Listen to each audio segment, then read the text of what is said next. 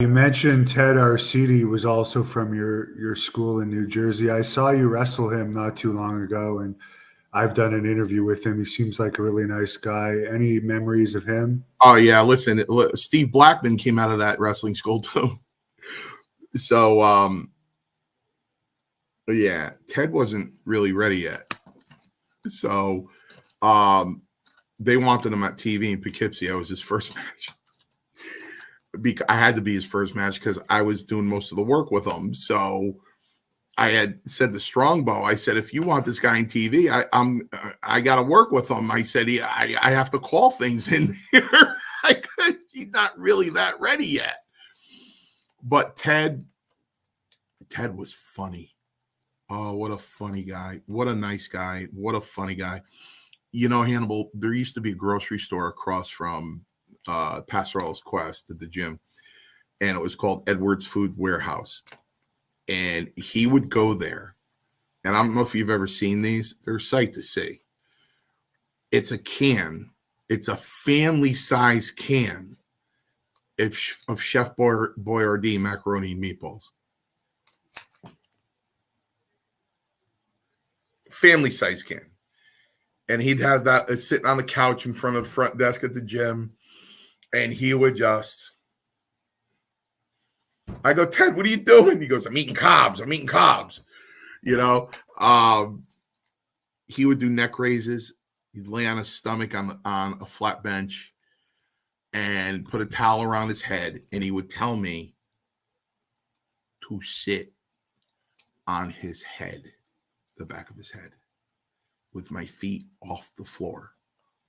And he would do neck raises with me on the back of his neck. He used to do nose breakers with 315. Nose breakers with 315. So I guess his first match would have been in WWE against you then, since he was signed.